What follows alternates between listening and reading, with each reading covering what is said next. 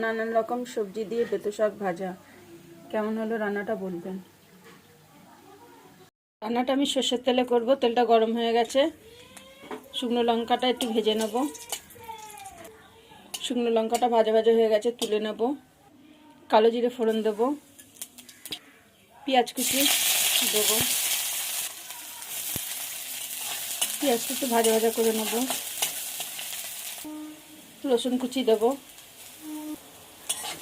পেঁয়াজ রসুন একসঙ্গে ভাজা ভাজা করে নেব। পেঁয়াজ রসুনটা ভাজা ভাজা হয়ে গেছে।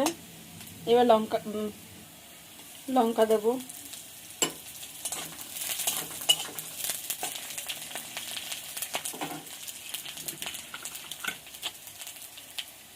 আলু দেব, হলুদ দেব। আলুটা একটু ভাজা ভাজা করে নেব। আলুটা ভাজা ভাজা হয়ে গেছে। বেগুন আর সিমটা দিয়ে দেবো।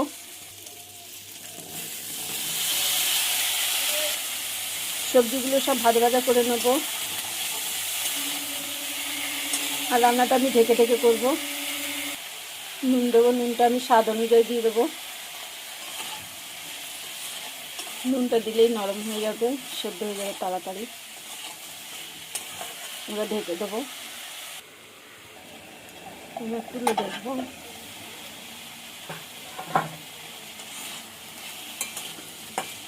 দেখুন বন্ধুরা, জল দেবো না, এতেই সেদ্ধ হয়ে যাবে।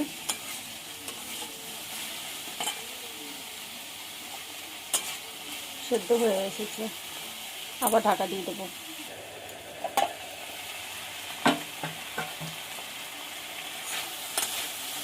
এই দেখুন বন্ধুরা, সেদ্ধ হয়ে এসেছে। এবার বেতো শাকটা দিয়ে দেবো।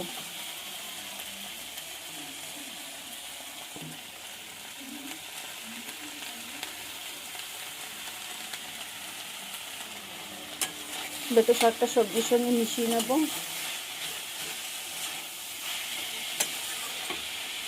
বেতো শাকে আর নুন দেবো না, এই নুনেই হয়ে যাবে। আলুতে নুন দিয়েছি।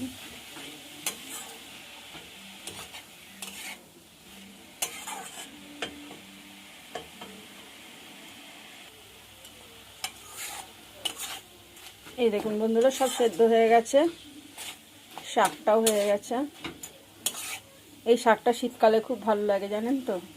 আর এই শাকটা শীতকালেই পাওয়া যায়, বেতো শাকটা। রেডি আমাদের বেতো শাক। দেখুন, এবার নামানোর আগে লঙ্কাটা যে ভেজেছিলাম, লঙ্কার গুঁড়োটা দিয়ে দেবো। নামানোর আগে হাতে গুঁড়ো করে নিলাম।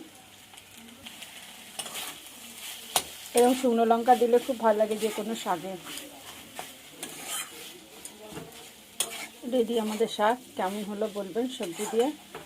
ভালো লাগলে একটা লাইক কমেন্ট শেয়ার করে দেবেন, পাশে থাকবেন।